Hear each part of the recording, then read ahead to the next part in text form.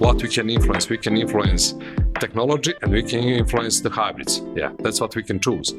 On the first place, I would be looking on the stability, on the stable hybrids. No need to be the best one. No need to be the racing horse, we say. No. Why is the seed producing so? Yeah. It's first of all, it's food safety. If you don't have seed, what you will do?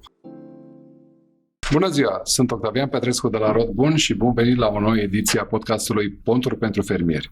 Astăzi am invitat alături de noi pe domnul Nenad Vasic, specialist, genetician și ameliorator al culturii de porumb, de la care vom afla lucruri extrem de interesante.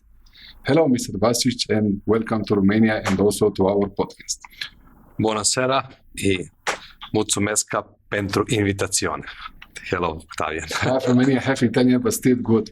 We are like neighbors, yes. Thank you once again. So, Mr. Nenad, you've been traveling a lot in the last days.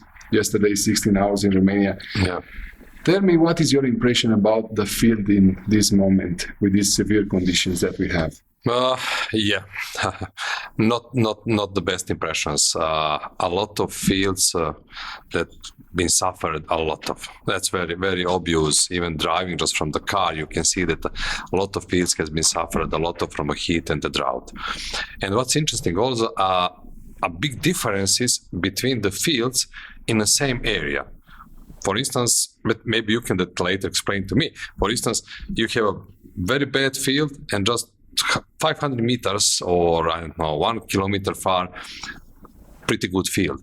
Probably the rains was very scattered this season, so I guess then technology is different. But in general, not a good season. Not a good season. Same situation in Serbia, same situation in Croatia, same situation Hungary, more or less the same situation everywhere.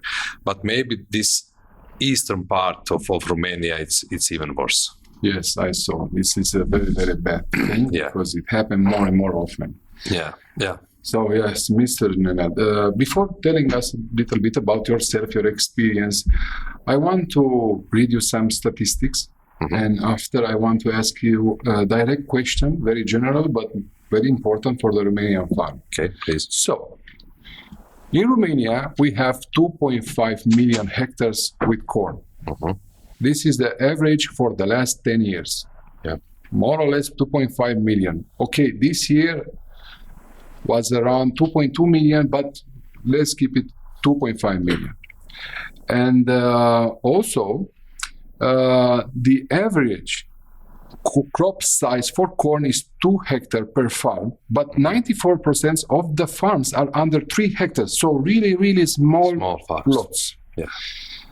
And in average also, they are 2.3 varieties, hybrids, per farm. And in total, in this market, we have more than 400 hybrids of corn available for the farmers to choose. Yeah.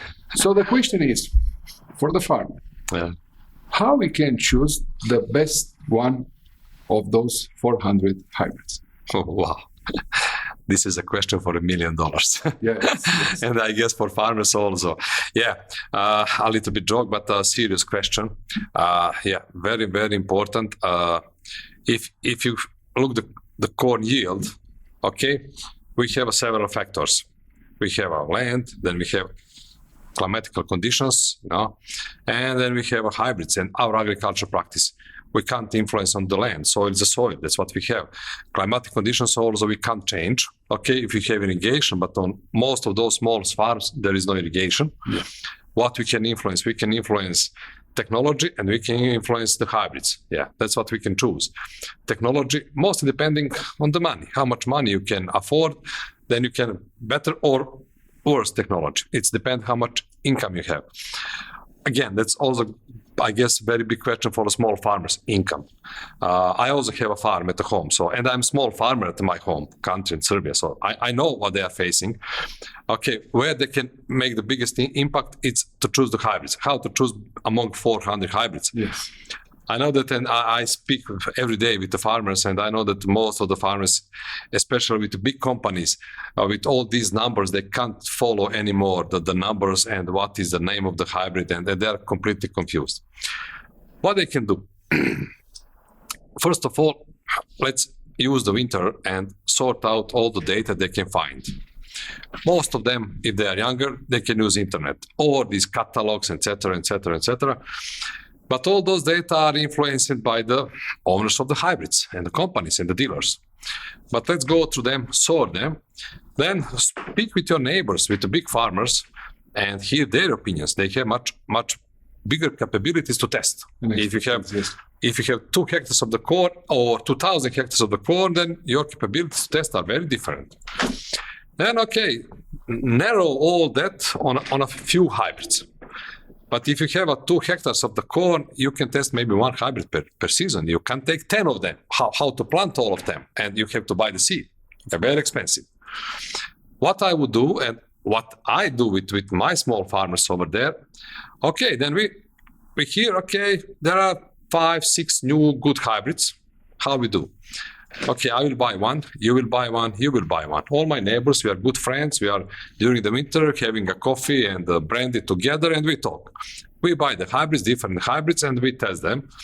And okay, you put them in a field. But what's very important, take new hybrids and plant half of your field with all your old hybrids that you are confident that you are satisfied, and half of the field with the new hybrids, and test them side by side, not in the different fields. Because as I said, what I noticed today, yesterday in Romania, even 500 meters, there is a huge difference. So if you test one hybrid in one field and another hybrid in a field that is just a few hundred meters, you can't compare that.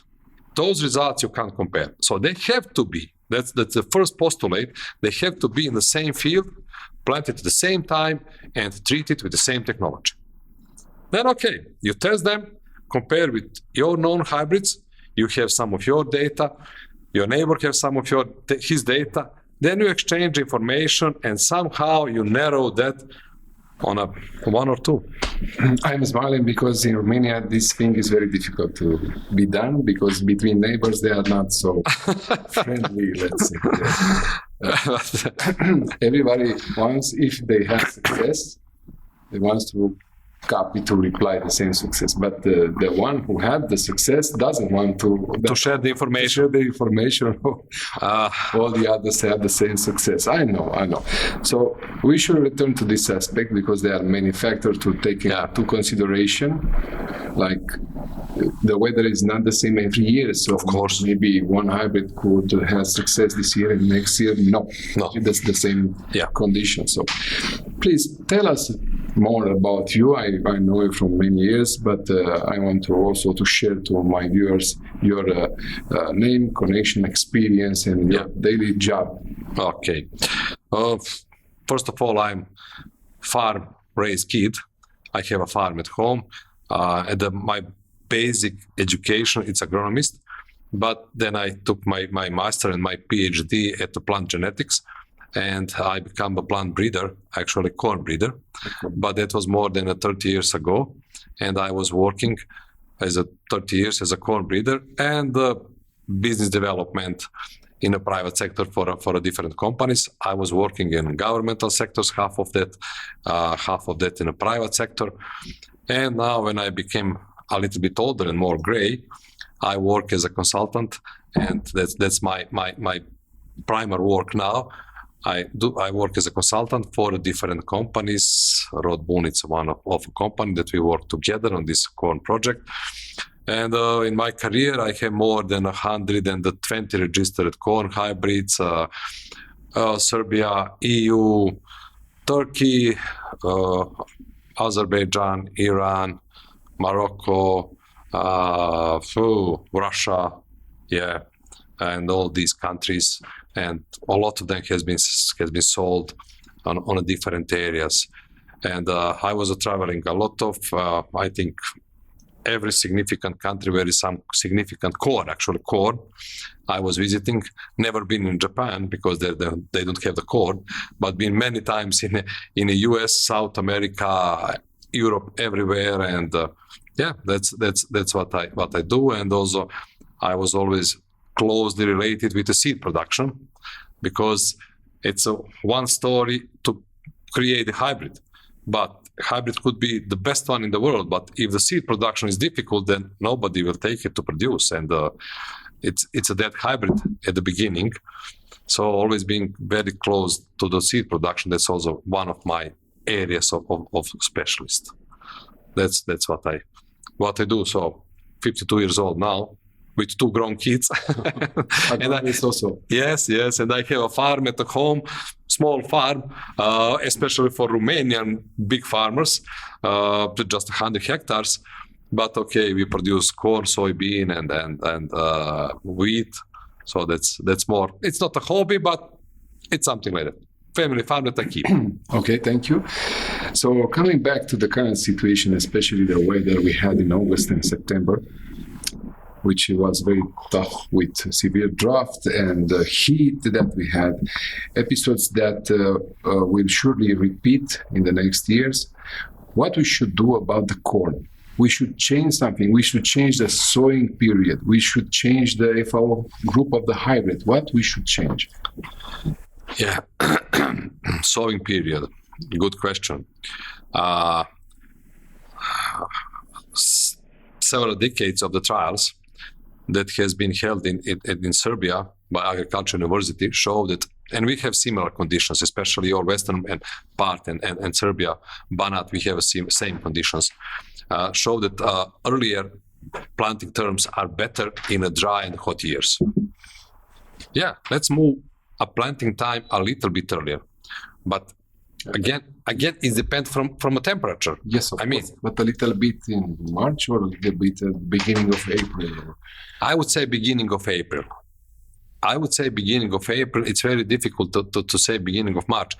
The minimal soil temperature for corn to start growing and emerge and grow, it's 10 degrees. Its average daily temperature 10 degrees, and or minimum temperature is 10 degrees. So if the soil is not warm on 10 degrees, there is no purpose to plant. So let's first measure the temperature and move a little bit earlier. And I like early terms. I like early terms planting, and I do those on my farm. Early planting, if possible. Very rarely end of March, usually first 5 days, first week in April, we plant. Precondition for that is qualities of the seed. You have to have a very good seed with a good germination and good energy. Okay? Hybrids. We've been speaking about that selection of the hybrids, but what's the most important, and that's what I would like learn to farmers.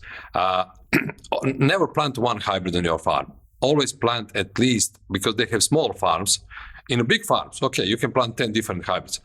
On the smaller farms, at least 2 or 3. But please plant different farm maturity groups. What I notice here in Romania, that the Romanian farmers are heavily loaded with, is it hybrid 310 or 330 farm maturity? Difference between 310 and 330, it's a few hours. Literally, believe me, few hours. Why? Difference, the most easiest way to explain to the farmer, between one maturity group is 2% of the moisture. On this heat and the drought, 2% of the moisture is at 3 days. So, but plus, with all these hundreds of the hybrids, and especially they have names, they don't know the maturity of the hybrid. Or even it's worse with the big companies like Pioneer in the cows. If you ask the most, and I have had many talks with the farmers, okay, 0023 hybrid, for instance. Tell me what is the maturity of the hybrids. They go from 100 up to 600. Yes, they don't know the system. There is a system, but they don't know. I don't want to explain the system. I'm not the Pioneer person. So they don't know the system, how to read the maturity from their codes. But okay, for Romania, to answer directly, I would choose one hybrid FAO 300, one hybrid FAO 400. Yeah, maybe we can move even below 300 for safety reasons. Let's say 250, 400. But let's just to be sure, if the year is bad, the higher probability is the early hybrid will be better. But if you have the normal season, that's biology in a corn, Later hybrids are having better yield capacity, better genetic potential. So if the yield year is normal and conditions are normal, later hybrids will yield more. So let's take at least 2, but be careful. They are doing very frequently mistake. They buy 2, 3 different hybrids, but they are all the same maturity. Please look what is the maturity, and really doesn't mean nothing if you purchase the hybrids 310 and 370. It's the same. Should be at least one full maturity group difference. And what else to do? Pray to the God. Pray to the God. Pray to the God. Allow me to read you some more statistics because I'm enjoying to read data. And please feel free to comment. Mm-hmm. So the key buying factors for the Romanian farmer, the main reasons for cultivation in Romania. First, 62% the yield, because we want the yield. Yeah, it's okay. Yeah. Second, the drought tolerance, because more and more often we have this problem. And in the third place, the stage of maturity, as we have discussed. Okay. But those informations are coming from the dealer. They are not based on facts or on a certain results in the farm. So is the word of the dealer in front of the word of the farmer. What is your opinion about this fact? What is the average corn yield in Romania? In average, In average, we have like 4 tons per hectare. 4 tons per hectare. It's the same as wheat. Yeah.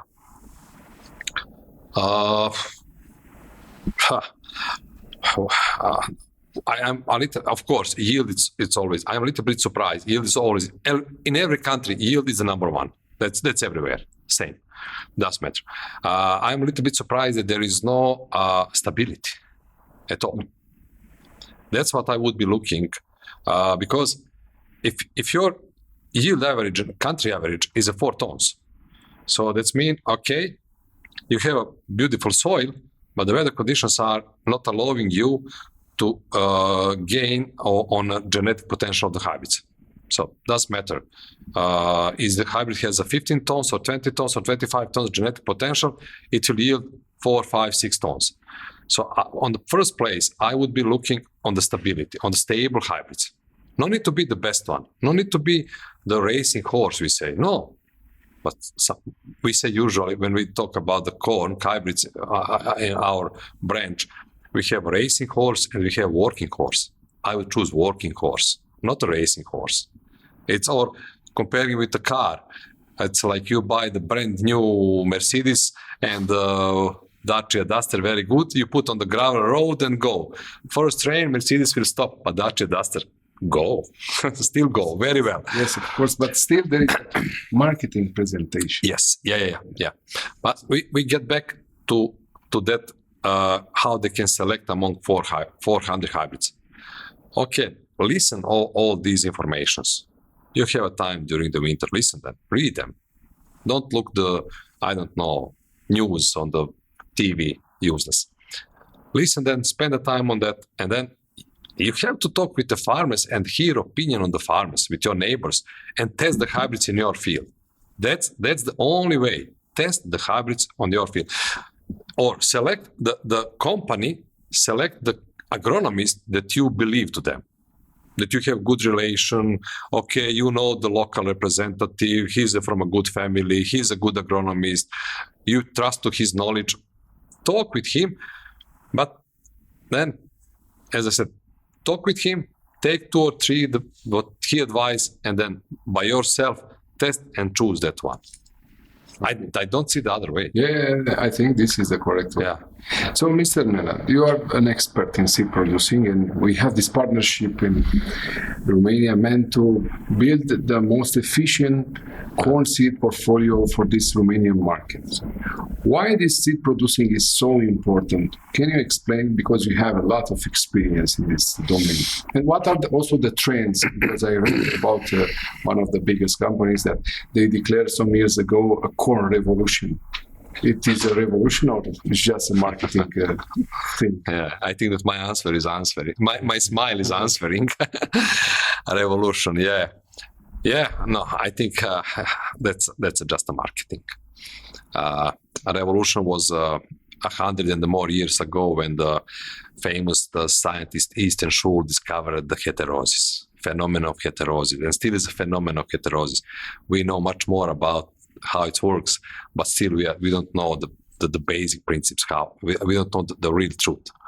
So that was, at that time, it was a revolution. Really revolutionized the corn production. And not only the corn, all the hybrid crops. But after that, everything is going in the small steps. Both of us, we've been present when they started the GMO. Also, it was announced as a revolution. Is it revolutionized? No. The average yield in the US, it's more or less the same before GMO and after GMO. Correct. So do we really know the GMO? It's another story. I think no, but it's maybe a story for another our talk. I forgot what you have asked me. I went. Why is the seed producing so important? Yeah, it's first of all, it's food safety. If you don't have seed, what you will do? How you produce the food? It's a national food safety for every country. So it should be considered as one of the most important industry branch in every country. No seed, no agriculture production, or no good agriculture production, shortage of the food. What are we going to do? And if we produce the bad quality of the seed, same story. That's the first precondition for a successful agriculture production. It's a seed quality. Quality seed. There is no quality seed, there is no yield. And there is the problem. That's why the seed production, it's very important. It's a national security. Yes, and another topic which is very important for me, because I am feeling that Romania made a huge mistake, because in my country there are more than 500,000 hectares with farm seed. Yes. Corn. I will say corn. We are speaking only about corn. I am thinking that for real there are like 250, maybe 300,000 hectares, but still they are a lot. So please explain in everybody's language what is the difference in production between a hybrid and a farm seed in the same condition, grown under the same conditions. Okay. That's this is very important topic for the farmers. I mean, if you have 500,000 hectares of a certain production, 500,000, it's the size of, it's more than total Bulgarian production, or it's Serbia, it's 0.8. So it's a little bit less than total Serbian production. It's a huge area and a huge loss, I'm sure. A huge loss for the country, for your agriculture, and for the farmers too. Okay, what's the difference? Okay, first, it's the quality of the seed. If the farmer taking the corn from their field for corn creeps, shell it and plant next season, that's not treated seed. There is no any treatment, or some very bad treatment. If they buy something by themselves. Yeah. So you didn't protect your plant from the fungus, from diseases, and from the insects. Mm-hmm. So, or maybe to start from this point, the first point for good yield in corn, it's a number of the plants per hectare. If you don't have enough plants per hectare and your plant population is too low, there is no chances that you're going to have a decent yield. So if you plant a bad seed, you already ruined your production. There is no chance that you will have good plant stand. You may plant a lot of seeds, but you will have just a few plants. Yeah. So there is no any treatment. That's one story. There are probably those seeds are damaged by insects, by keeping in a corn creeps, and damaged by shelling or whatever, it's not like in a seed industry where you produce a seed with care. You care about every step. You have a special harvesters, you have a special plants. Today we've been visiting the plants. You have special rubbers to transport the corn ears. You keep them like babies over there just to keep viability of the seed. Then they are actually planting F2, F3 populations. Then you have very, very different plants. When you plant, it's not a hybrid, it's a next generation or next generations. If you look at the hybrids, they are very uniform. All the plants are the same. But next generations we call it genetic, I don't know English expression for that, when something tears and deteriorate, genetic deteriorations. And then you have very big, very small plants, very late, very early plants, very different plants. Then there is no way that you can have a good and stable production because you have very different plants. You have small, big plants. There is different competition between them. Also, the harvest is different. By science, is proven by experiments that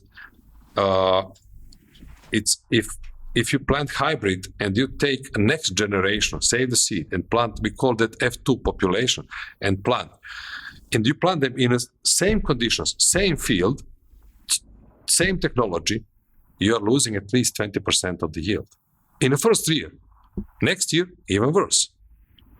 So if we take into account that you are just losing just 20%, but it's more.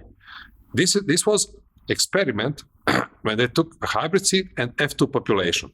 But the seed of F2 population was treated, produced by care. Farmers doing that, how they can do. So for at least they lose 20% of the yield. So if you have 500,000 of hectares, such production, by 20%, it's 100 hectares of a lost corn production, like this one, because of I guess that for those farmers, price of the seed is the main driving reason why they do that. Of course, yes. They don't want to invest, or they can't invest, whatever. They don't have the money to buy the seed, and they don't know how to make the calculations, and they are really, really small farmers with areas up to 3 hectares, maximum. They are quite many. But we have to find a way how to explain them and help them, and the Romanian seed industry should work towards that to create such type of the hybrids that are possible to produce on a reasonable cost to be offered to the farmers. Of course. Everything is better than F2. Every hybrid, even the worst one among those 400, that's the best one. Even the worst one among those 400 on the market, it's better than the F2. For sure. Thank you so much, my friend, for accepting the invitation. It was a pleasure. And I look forward to see you again in the future and tell us more about this big business of ours, the corn industry. Thank you again. It was my pleasure. Thank you for invitation and for time. Iar pentru dumneavoastră, stimați fermieri, în încheiere rețineți câteva punturi în urma podcastului de astăzi. Nu semănați sămânță din pătul, încercați să testați cât mai mult în ferma dumneavoastră ca să luați cea mai bună decizie în alegerea hibridului și, de ce nu, urmăriți în continuare podcastul nostru pentru a învăța împreună. Mulțumesc! Pentru fermieri, un podcast Rodbun.